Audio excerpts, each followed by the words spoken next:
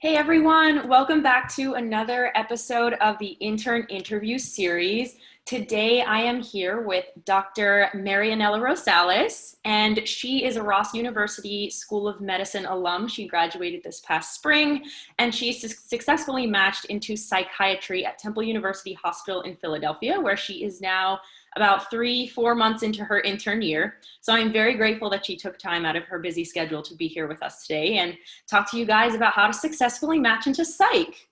So first things first, that I ask everyone who I interview, can you kind of just give us a little bit of a gist of how you decided that medical school was right for you, and then how you wound up going to the Caribbean for medical school? Yeah, so I guess to start off, I'm Canadian. I was born in Cuba, but I grew up in Canada. I moved when I was 12 years old. So the medical system's a little bit different in Canada. We don't have that many schools to begin with. But I applied to a couple, I think just two, and I didn't get in. But it's very difficult. Maybe that's a cop out, but it's still very difficult to get in. And I had the choice of doing a master's and then reapplying or applying to a Caribbean school. And so that's the way that I did it. In terms of why I went to med school, I mean, I've always been passionate about medicine and specifically psychiatry, actually, from the very beginning. So, yeah. Yeah, that's great. How did you wind up getting interested in psychiatry? Like, where did that all start? Yeah, so I have a family member who suffers from schizophrenia, and I'm very close to her. And so I kind of grew up within like understanding her, not understanding her symptoms, but being like visibly seeing that. And then on top of all of that, you know, talking to my family members and then also living that part of that stigma that was also in Cuba and then moving to Canada. So I lived through that.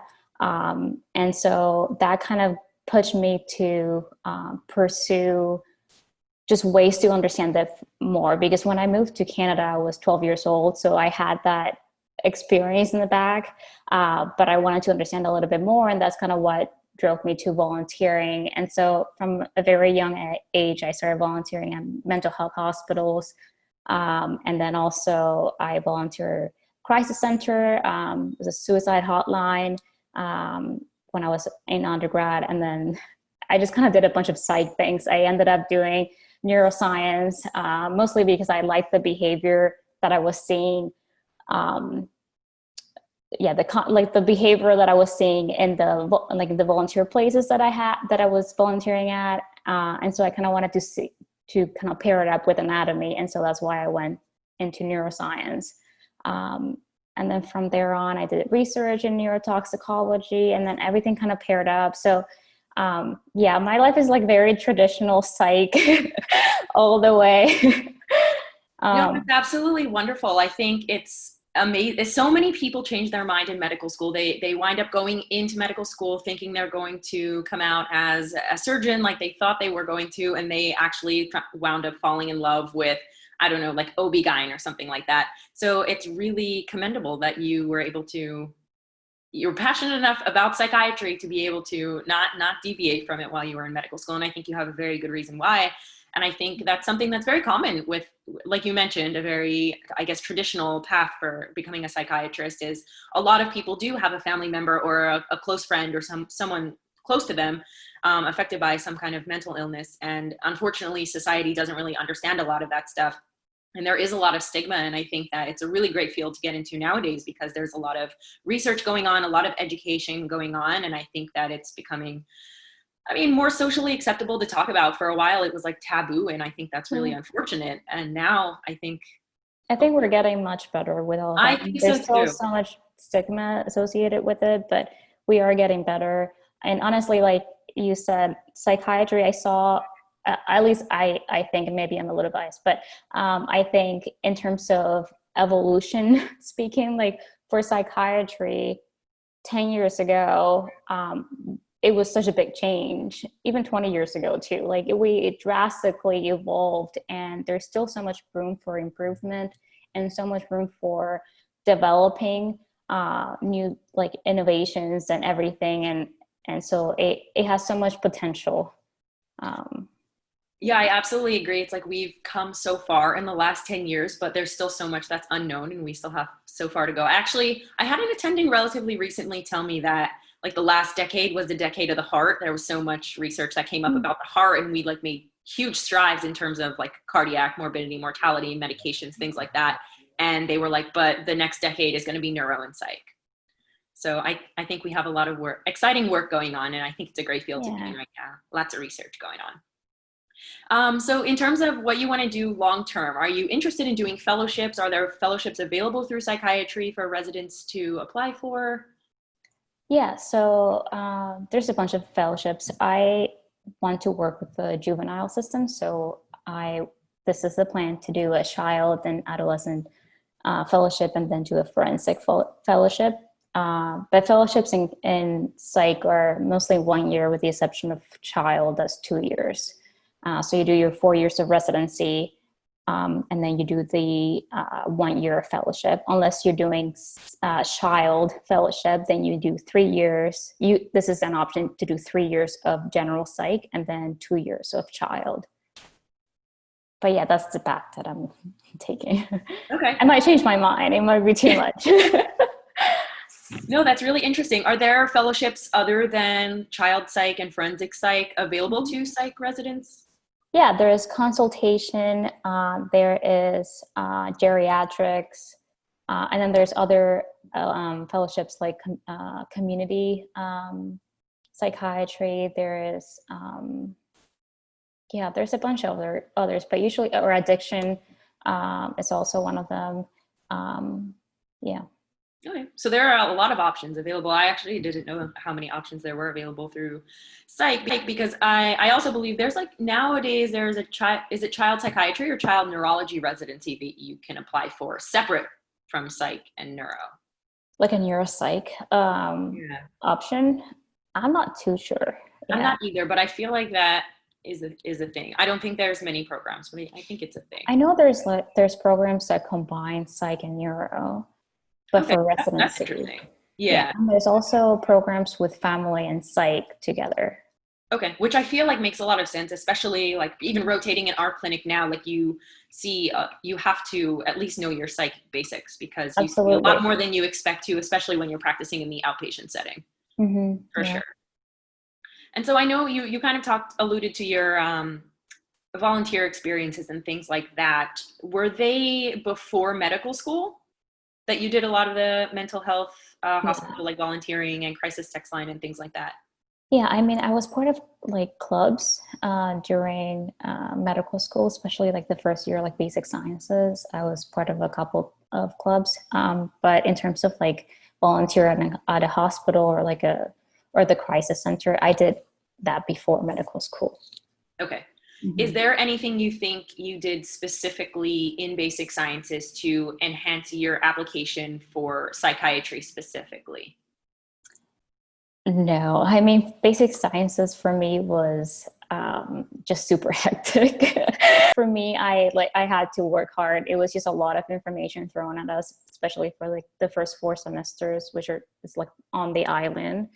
But I guess, this is a similar at SGU. Yeah, absolutely. And that's kind of what I tell most of the people that I mentor as well, is everyone's so focused on, the second they step foot in medical school, they're like, oh, I have to do this, this, this, and this. And they forget about the big picture, especially if you're going to a Caribbean medical school. The best thing you can do to put yourself on an even playing field for applying for residency is doing well on your step exams. And the way to do that is by focusing on the information you're learning in basic sciences. So I think if you can manage to volunteer while you're in basic sciences, that's obviously fantastic. Like you said, some people can, but that's not the case for everyone. And I think that it's unfortunate that some people feel as though it's not enough to just be studying. The pressure is there. I mean, I remember I did do a research project, but it was like 1 hour a week, maybe at most. And then we did a poster at the end of the 4th semester or something. Okay. But it lasted like a whole year.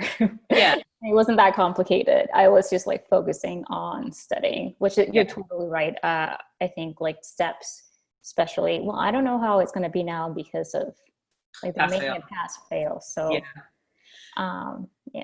Yeah, I don't know. I feel like everyone's just going to look at step 2 CK instead, which I feel like you still need a good basic science foundation for. Yeah, but it's a lot easier, I find. Yeah, exactly. Um, so um, you mentioned research. How easy was it for you to obtain research when you were in basic sciences at Ross? Because I know at SGU it's pretty difficult. There are a couple of opportunities if you reach out with professors and connect with them, but overall it's not abundant. mhm. Well, I don't know if I would call it research. It was more like a case study. Okay. But so we did the cadaver lab. I'm not sure if it's changed now, but back when I was there, we had cadavers. Essentially, our cadaver had a bunch of metastatic cancers, and so like my group, my anatomy group, decided to come up with. We did some research, and then we found out kind of like a systematic way on trying to like backtrack the cancer from the metastatic places that we found them in. Yeah. It turned out that you can't really do that, It was worth but a shot. but we put it on a poster and we Yeah. presented it. So No, that's awesome. I mean, that's where I think a lot of the opportunity comes from, especially when you're on the islands, because research isn't abundant. It's like you have to, if you really want it, you have to either go find it or you have to find something. And I think that's a great example of just but I think that's for research everywhere. You have to be for very sure. persistent, and you can't, like, you have to be creative and then keep bothering the right people. Absolutely. That is for sure the best way to get research. Um, in terms of clinical rotations and just clinical science years in general, where did you do your rotations at, or like the large majority? So I did my core rotations at Jamaica Hospital in Queens Oh, in New in New York. York. Yeah. Okay. When you were in New York, did you do any volunteering or anything while you were in clinical sciences? No, I did do like I presented at the APA, the American Psychiatry Association. So it was just like case studies that I had found. Actually, one of the residents helped me with that. My first poster, at least. So during clinical science, I did that. I presented to my first year of clinical rotation. So I guess my second year of medical school, and then on my fourth year, before COVID happened, before the APA closed, I had originally had 4 posters accepted in. And then on top of that, I was working with one of the hospitals that I rotated at for my electives. I worked on a research project with some of the residents there that actually just got published. So Oh, wow, good for you. Congratulations. That's awesome. thank Yeah, it you. sounds like you were very busy during your clinical years for sure. um, in terms of clinical sciences, what do you think is the most important thing that you did that enhanced your application and helped you match? I think this is going to sound so bad, but I think making the right connections. No, I think that's a very valid answer nowadays. Connections are important. Yeah. In terms not just like of like people who knew people, but just in terms of like vouching for you, and then just providing you with the experiences so that once you get that interview, you can talk about them. So like my research, or the research that I did, the case presentations that I presented at the APA, and then the fact that I actually went to the APAs, I think that goes a long way because it shows interest from like early on. And then on top of that, all the attendings that I worked with, they liked me because I worked really hard. So making those connections specifically, I can bring up names during interviews that, because they all, get together, like, especially if they have like specialties. Yeah, I Um, agree. so you can bring up those people if they know you and you feel like, or especially if they wrote a reference letter for you. So it goes a long way.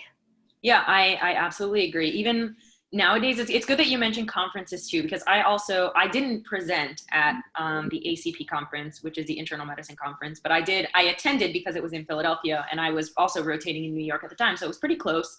But now a lot of the organizations are having conferences still, but they're online. So you don't even have to pay to fly anywhere, and you can still put it on your application.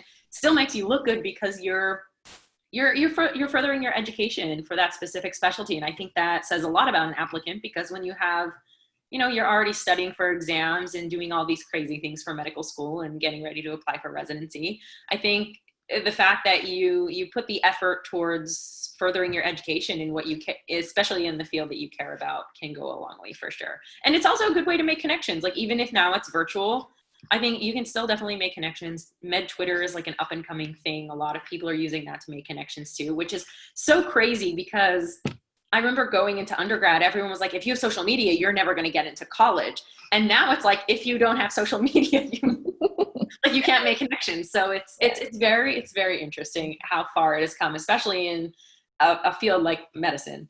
And I don't know if it's if it's similar to medicine, but for psych, at least the APA, they hold conferences and like question and answer groups during the meetings specifically for medical students. And they sometimes have like like program directors panels where they talk about, the do's and don'ts of like, not like for the interviews and application, what they look for. So I mean, they're helpful. I went to, I think, a couple, and I found them pretty helpful. Yeah, that's really great that you mentioned that. I'll put that in the show notes when I post the video, because I think a lot of people will benefit from that. I actually get a lot of questions about psychiatry, and I only know two people who matched into it, and one of them happens to be you. So I'm really happy that you have all of this advice to share. So I'll put that in the show notes for sure. That sounds like a very great resource for people to know about. In terms of your psychiatry rotation, you mentioned that your letter writers and the connections, the attendings you made connections with, noticed that you worked hard. What would you say that you did in your psychiatry rotation to show that you worked hard or make you stand out a little bit? So I think this is like, it goes for everything. I know I was always told, like, be the first one to get there, be the last one to leave. Just do that. Even if you have to just like wait. Yeah. And then the other thing, I know that I would bother the residents a lot. And honestly, some of them are really like, they're good friends now. So it worked out in the end, but like in terms of not just asking like, hey, what can I do to help? Like, don't end there, be creative, like provide ways that you can actually help. Because a lot of the time, like, and I find myself doing this now with medical students, I just kind of I feel bad for like just keeping them or like giving them like just jobs that, I can do myself. So I just end up being like, no, it's fine. Go home. Don't worry about it. But if you're really interested in something, and if you're like, oh, I know that she's doing this, let me do something else. Take that initiative, because I think it goes a long way. At least I remember it now. So I'm assuming the residents remember back then. Yeah, no, I agree. I think that's important too, because as a medical student, of course, you round. I think an important thing to do, I don't know if this also goes for psychiatry as well, but at least in medicine, we run the list. Just kind of all the tasks that we have to accomplish, like for that day, like for that afternoon, what has to be accomplished by what time. And I think if as a medical student, you sit in on that and listen to what your residents have to do. If you're following a patient, be like, hey, I can help you out. I can call that patient's family. Or, hey, I can help you out. I can call that patient's pharmacy. Instead of saying, is there anything I can help you with? Put your name on a specific task and be like, I can do this. Yeah. Or I don't know how to do this, but I want to learn how.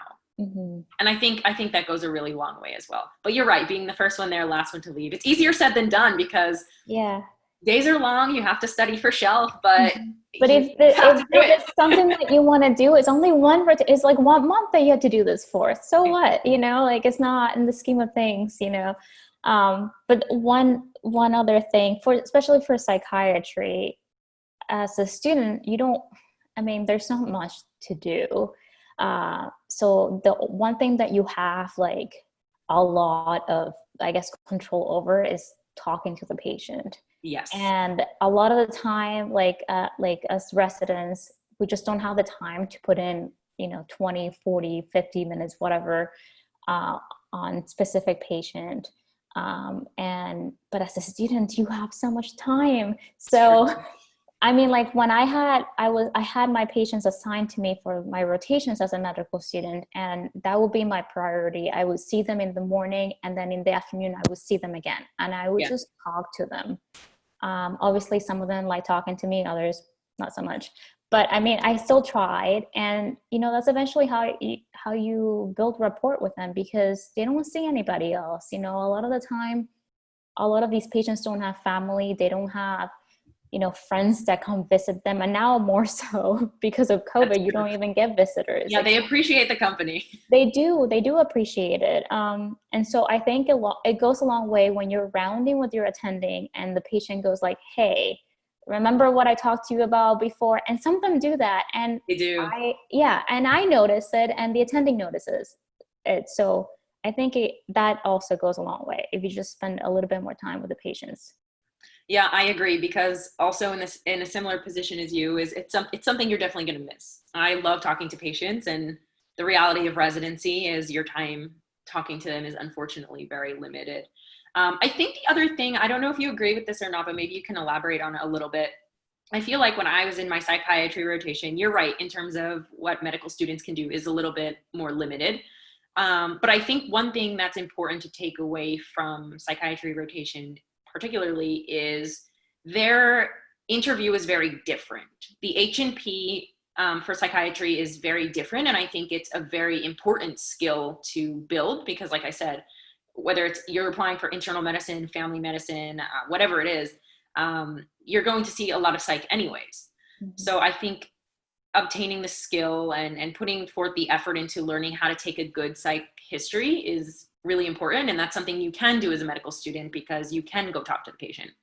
That's something everyone is more than happy for you to be doing. So I think that's another little tip that I liked from my psych rotation as well.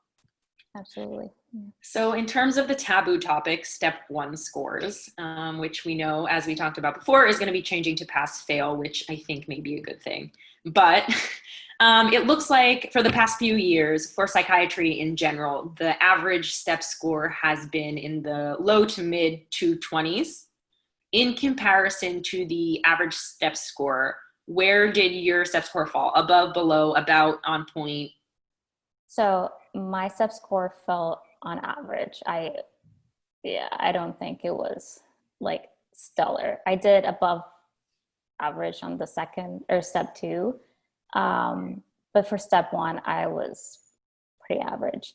Honestly, I think maybe not so for other specialties, but I mean, psych has gotten competitive over like the past couple of years. But in terms of score specifically, I think they put more emphasis on the whole application as opposed to just the score. Just from like what during interviews the program directors were telling me, and then just from other experience, like other people telling me as well, it just seems like if you have an interest in psych and you have shown it over the years, either in getting electives or volunteering or doing research in psych, so showing something that you're interested and passionate about goes a long way. So every time like I talk about my step scores to someone, I don't want to make them feel like it's either you get this or you don't get a position. I know people who got far below average who have gotten positions, maybe not the places that they wanted to go to, but they enjoy where they are. And then there's people who have gotten really good scores, like 260s, who just didn't get into psych. Yeah. So I think it's the whole application, and sad to say it, connections also help, like I keep saying. But you can make you can make your own connections. I mean, it's hard, but like there's a way to do this. Maybe I'm not like the experienced enough to say it, but I'm sure that someone has like some kind of algorithm to doing this. No, I agree. And I try and get people to recognize that also is that everyone focuses so much on step score. And while, especially for IMGs, it's important to at least do, I think average is fine. It at least shows that you're on the same field as, everyone else applying from the US. But it is very important to show improvement from step 1 to step 2. Programs look at that a lot, not just step 1, but your improvement to clinical knowledge, which is arguably more important than basic science knowledge, especially in something like psych, which is very clinical. And then the other thing is that programs do look at how well-rounded you are. It is important. Being book smart is excellent, but you also have to have people skills. Honestly, yeah. And they want to see that you can work as a team. They want things that show that, not just that you can score well on step. But the sad reality, and I'm assuming everyone who's watching these videos and is in a Caribbean school, we all know that, if you don't get at least an average stepping score or step score, it's going to be very difficult for you to find a place. Yes. At least a position that you really want. If you apply broadly and then you get into maybe a remote area, that they take you with a lower score. But that's just a sad reality. So like if people are watching this from semester 1, that it should be your main focus. Motivation. Yeah.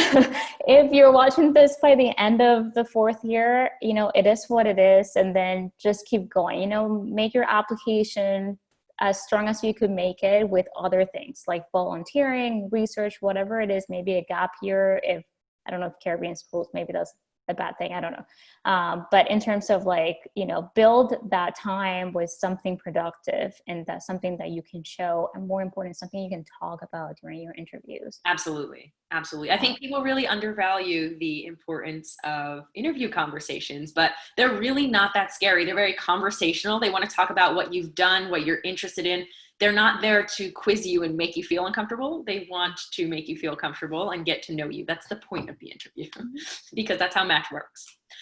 You did mention rotation. Did you do any audition electives or no? In terms of audition, I don't think it was an audition rotation. I did do an elective. Okay. I did 2 electives at St. Elizabeth in Washington, D.C. Okay. And then, it was for neuropsychiatry and then forensic psychiatry. Those were the 2 that I did on top of my sub-internship of psychiatry that I did on at Jamaica. Okay. Jamaica Hospital, yeah. Okay. And so you did not rotate at the program where you matched? No. Okay. I think a lot of people have this conception too that if they don't rotate out of place, they can't match there, which is false, because I feel like the large majority of people, sure, it helps you and it can even, it kind of gives you, I guess, a safety knowing that you made some connections and things like that. But the large majority of people match somewhere where they've never stepped foot in their whole life. Speaking of interviews, what was your most commonly asked interview question on your interview trail? Let me think about that one. I think probably the main ones, tell me about yourself. Classic. Yeah. And rehearse that one. Yes, for sure. I can cover a lot. I feel like even when I was starting to meet my co-residents from this year, they're like, "Oh, where are you from?" And I would just say where I'm from, and then it was like a speaker playing over and over and over again. It would just go on this spiel, and I was like, "This isn't interview season anymore. You can be a normal person." Yeah, it's hard to just turn that off though. I know. But yeah, so tell me about yourself, why you picked psychiatry, and then usually why this program. So come prepared. Yeah, I feel like those were the most common for me as well as a couple of other people that I've interviewed have said similar questions. So I feel like they're pretty much standard across the board. Again, nothing too scary. It's all stuff that you know about yourself and no one else can really answer for you. I had a psych resident when I was doing my psychiatry core tell me that when he was interviewing for psych, they sometimes were very analytical and asked very strange questions. Was this your experience or not at all? No. Okay. My interviews were, maybe I'm just super oblivious, and I was just talking on and on. No, I didn't have that experience. I mean, I had a few interviews that they pimped me on like neurology stuff, like step 1 neurology stuff. I nailed it, but it was, I was like, I am not going back here. Yeah. And then, but mostly they just kind of want to get to know you, to be honest. Maybe they just fake it really well, but they show like, they really wanted to just, oh, you were born in Cuba. Tell me more about that. Like not just in a psych, tell me more about that kind of way. Or maybe it was, and I just like completely misread it. But it was more like, like they were just curious and they had a lot of questions and it just flew. It was a conversation. Yeah, I feel like similar experience here, and pretty much everyone I've interviewed in a bunch of specialties has said similar things. It's not too scary. Occasionally you'll get pimped once in a while. That's kind of a red flag to get away. It was very rare. And even when like the couple programs that I get pimped at, the other interviewees or interviewers were like, listen, you're going to get pimped by this person. Don't worry about it. Yeah. So I was like, okay, so you were warned, and they don't seem to like base your answers on that. Although I'm sure it helps. But yeah, psychiatrists are super nice, honestly. I agree. I agree. Yeah, so there's nothing to worry about.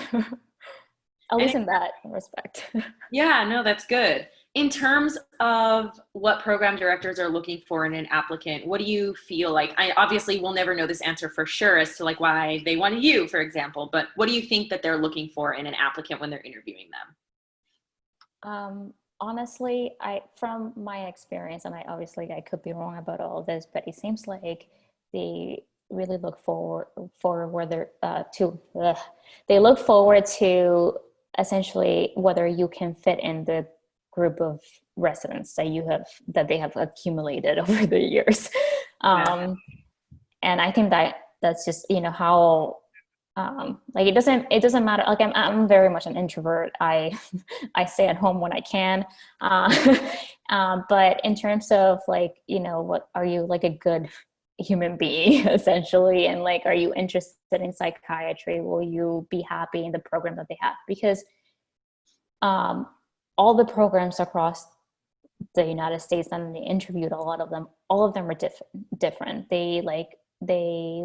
Some programs are more towards like psychoanalytical perspective, and they look more at like therapy, and they specialize more in that area, and you come out as a great like psychiatrist, like specializing on those areas. And then others have like more research oriented things. So while they may not expect you to do research, they are more inclined to choose someone who has done research in the past, or at least is interested in doing it during residency.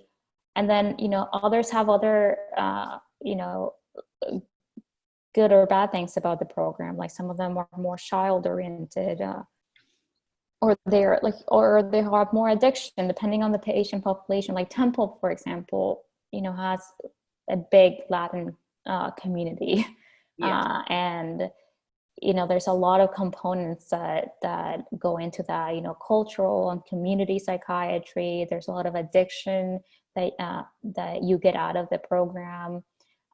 So it depends on what you want, and it depends on what they feel like what you want. So so I think it's just in general, like just what you are as a person, and that's kind of like what they go by. I wish I could give you a better answer. No, that I think that's a great answer, because I feel like psychiatry programs in general, like how big is your class? How many people are in your class? We're 12. It's a big class. Oh, okay. So 12 is considered big, whereas like we're 55 and we are also considered big, but small for us is considered 12. So that 12 is big for psychiatry. What is the average? Like 7, 8? Yeah, I would say like I went to interviews where programs were about 3, but I think the norm were about 6. Okay. 6 to 8, yeah. So that's important. You need to be able to, program directors need to be able to pick people who are going to fit in with their residents, because there's only 6. I mean, like you have to be this like outgoing, super like charismatic person. It could be like that they only, picked like really introverts, and then this year, like they want someone to be able to like take care of each other and like, be good as a group. And so, I mean, I think that's one of the aspects, but yeah, for sure. No, I think that's an excellent answer. And I think that kind of applies for any specialty in general. You do have two options when you go on interviews. Especially for IMGs who tend to get a little less interviews than our US counterparts, you have the option of going in there and you know what their website looks like, you know what their program looks like, you know what their patient population is, and you say, I want to work with this patient population that you work with. I want to do cardiology because you specialize in cardiology and X, Y, and Z, and just match everything on their program's website, even though that's not what you're actually passionate about. But you want to be able to match. That's option A. Option B is you can be yourself and the match will work out and place you where you're meant to be. Yeah, I mean, it's scary. It's scary. But I mean, I honestly think that they just look someone that fits them. And obviously, like I think I asked like every program, like, what are you looking for specifically? And I feel like everyone kind of gave me like a very vague answer of like, a very well-rounded individual. They work hard and they will match this place. And then on top of that, like they fit us well. Essentially, that's kind of like what they were talking about. Some programs were saying like, you have to be very like academically driven because we are a very academic program and we don't want you to fall behind. Grades are important to us, and so you have to work hard to achieve those things. I had some of those programs, but you just have to know which one. If you want to mold to that, that's fine. I feel like a lot of interviews I ended up being like, okay, yeah, I would like something like that, but I don't think I sold it very well. I can't lie very well, so. Yeah, I feel similarly. I'm a bad liar. It's better to just be yourself. Program directors are also pros at picking out liars, even if you're psychiatrists, especially. Like psychiatrists, especially. That's what they do for a living, so they're good at this. Don't even bother trying. Yeah. In terms of how many programs did you apply to? I feel like your situation is probably a little similar to mine, in the sense that we're recommended like between 100 to 120, sometimes even 120 to 150. What was the advice you were given? How many did you apply to? And if you could go back and do it over again, would you have applied to the same number or more or less? So my husband and I couples match. So Alex, we couples match. So given that, and then the fact that we're IMGs, it kind of like just doubled the number that people told us to apply. I got recommendations of like 200 to 400 programs. I don't even think there's that many psych programs. So that was just like way too many. I think we both ended up applying to about like 160, which honestly seems like a lot. I applied to 120 and it was a lot. Yeah. In retrospect, it was definitely like overdone. I think at that time I was super paranoid because all I was hearing from everyone was like, if you decide to couples match, you just won't match. And that was like the thing that they would just told us. But I mean, we stuck together and we said, if the worst comes to worst is that one of us matches, that's fine, because that's an option that you can do for couples match. Okay. But that was like the very bottom of our list. It was like the 400th attempt, or like what is that, connection. But yeah, we did about 160, and I applied to places I knew I wasn't going to get in. Like I applied to Harvard and Yale, and so that didn't happen. If you're applying to 160 programs, you may as well apply to a few that are shooting. I enjoyed it very much, clicking on those two. So I think I did it for myself. Yeah. So I think this was a good segue into, I guess, the second part of the interview, which is going to be talking about a little bit about the couples match, because that's something I don't know anything about and I get a lot of questions on. So you mentioned, obviously you applied to psychiatry and your husband applied to internal medicine, and you both matched at the same program, so that's amazing. And you mentioned that you felt as though you had to apply to more programs than, I guess, your counterparts who were just applying to psych or were just applying to internal medicine. Do you feel that making or applying for the couples match makes you less competitive, or do you feel like it is relatively unchanged? And what do you mean less competitive? Like I less guess likely? so. In terms of you as an individual applicant, I guess it wouldn't change. It wouldn't change the outcomes for you, because if the program likes you, they're going to rank you anyways. So for you as individual applicants, it wouldn't change anything. But in terms of staying together and winding up together, which I presume was the overall goal, do you feel as though you needed to apply to more programs to achieve the goal, not only of matching, but matching at the same place? Yeah. So, so for couples matching, essentially, like you apply separately and then you couples match at the very end. But on your application, it shows whether you're couples matching or not. So they're like the program directors are able to see it. Okay. Not all of them notice it. Sometimes you have to remind them. I think honestly, it helped us more than it did any damage. Okay. The thing is, I think where people run into trouble is when a lot of programs don't like one of you, Right. but they like the other one.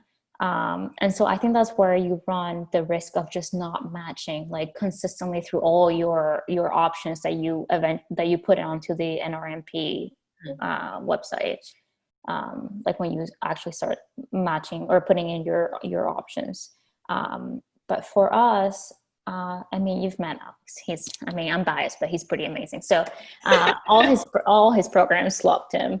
So I wasn't worried about him, but I'm like extremely paranoid, which is probably a flaw in psychiatry. But but I like that was one of my main fears, were just like they just didn't like one of us, and then no matter what we put in, we wouldn't connect, because essentially how it works at the very end is you put on your list and then your significant other puts on the other list, and then they have to match. So if, for example, hospital A picks you, but hospital A could be a different hospital, doesn't like your significant other, you don't get this listing, you go on to option B.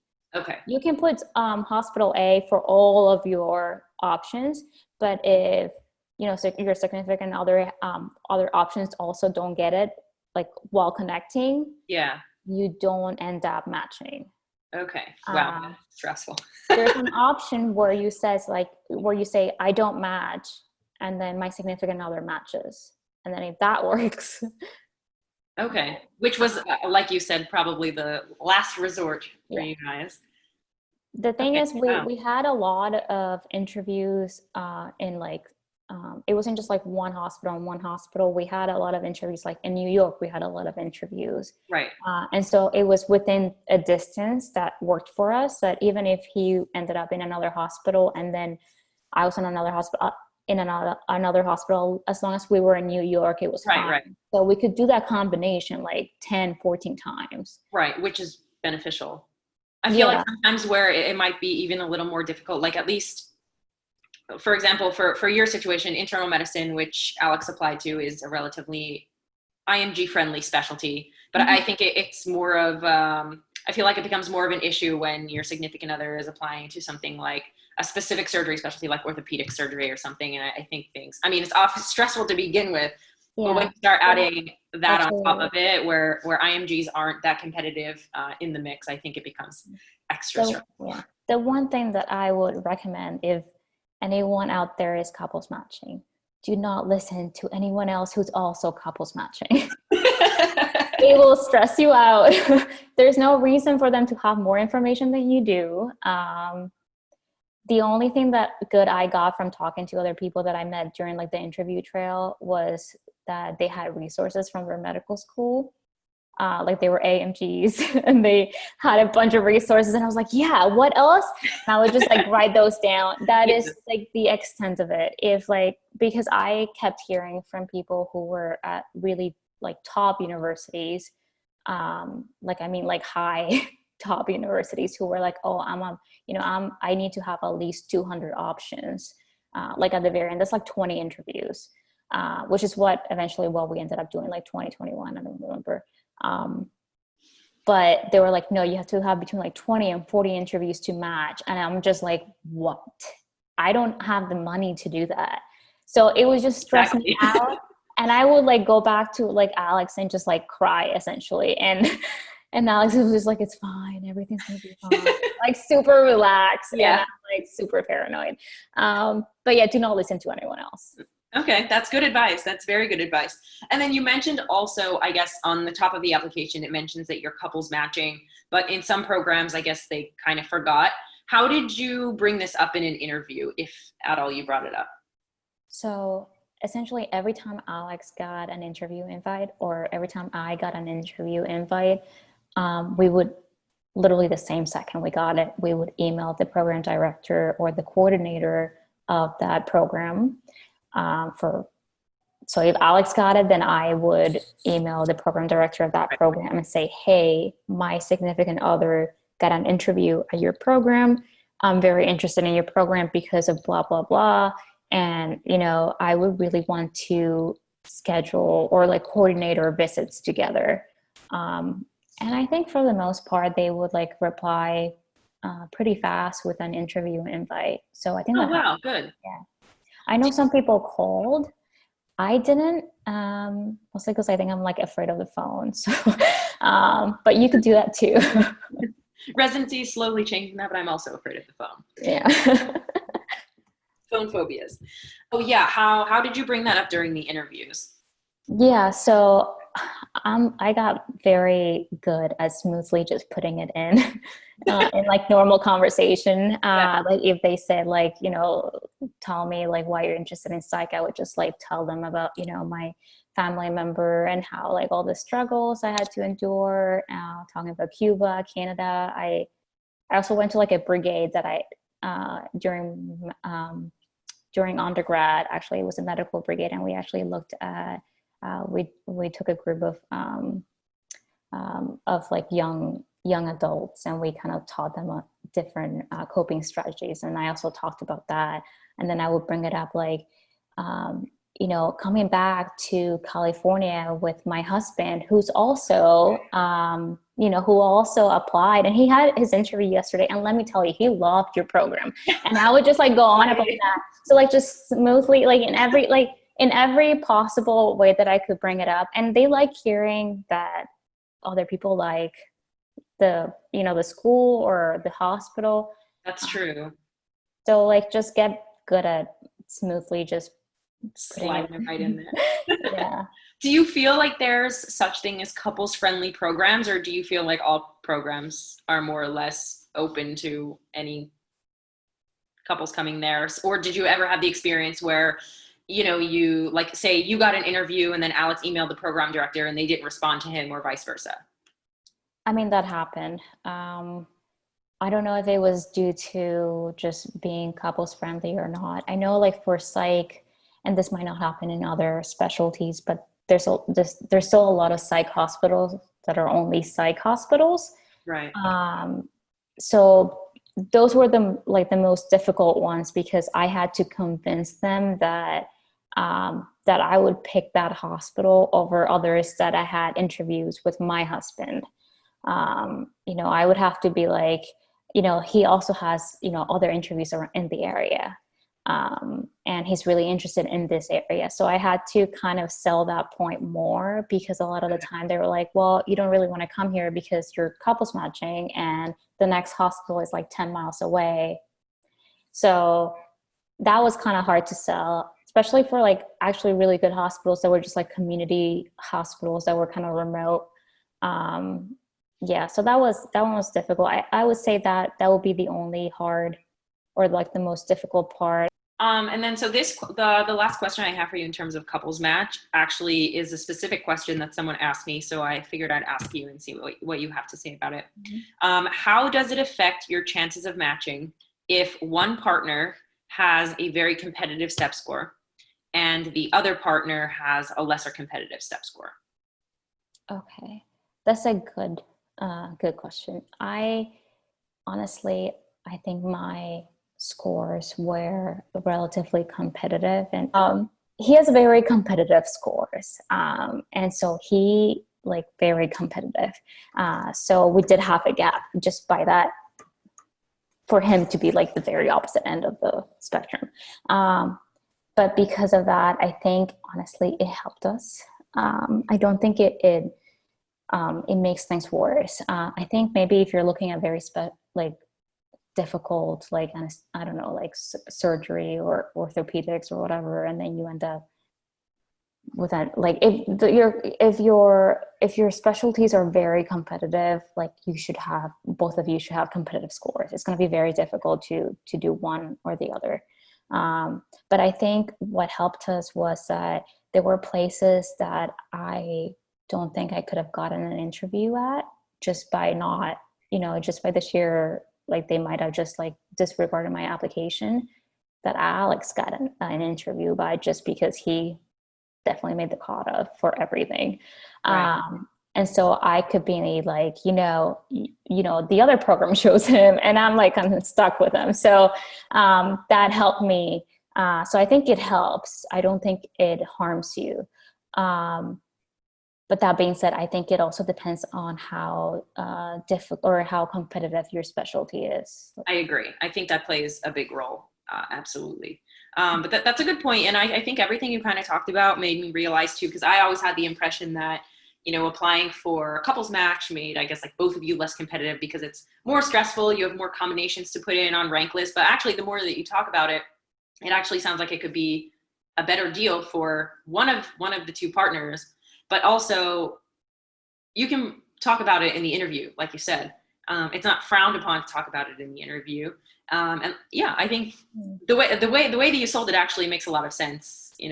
The one person interviews there the day before, people do like hearing that, they enjoyed your program or they loved the location of the hospital or whatever it may be. I think they do really like hearing that because. And also, yeah, if they want you and you say that your significant other or your spouse or, boyfriend or whatever, or girlfriend, if they also liked it, they feel like they can get you, Yeah, it's like so you're locked in. It's an incentive. Yeah, it's definitely an incentive. I mean, mind you, there were programs that I was like, I do not want to match here, and Alex loved them.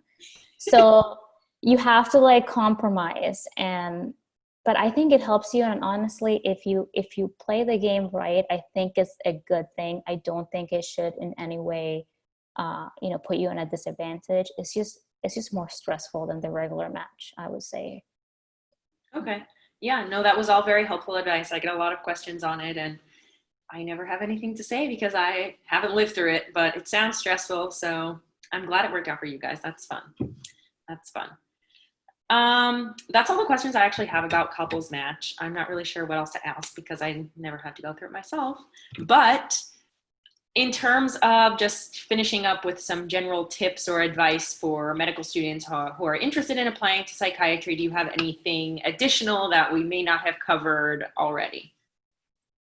I don't know. I tend to blabber a lot, so. No, I think you gave a lot of really good information. This was a very good interview. I think you gave a ton of helpful information.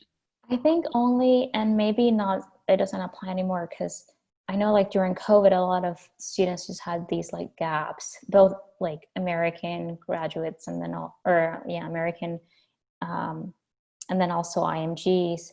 But if you have a gap and you're interested in psychiatry, I think there's so many volunteering positions that you can do, like suicide hotlines, any like crisis preventions. They always need volunteers, and I think it's mostly like a training, like a few days in training, and then you probably can get like pick your hours. And I would honestly do that, especially if I have the time. Obviously, steps are your priority, but if you have time and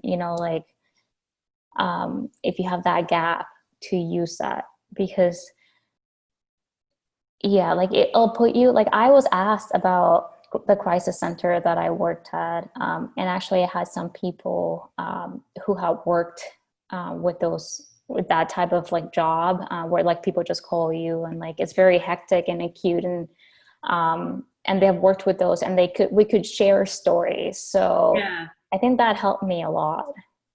Yeah. I think that's really good advice, because like you said, it's hard to find opportunities during the pandemic, but the crisis text line and the hotline and everything, they're always looking for people, and it's really rewarding. And it's remote. And it's remote, exactly. Absolutely. Very true. Yeah, so that's all the questions I have for you. Thank you again for taking time out of your very busy schedule. I know you're as busy as you are, so I appreciate it. I know a lot of people are going to find this really helpful, so we all really appreciate you.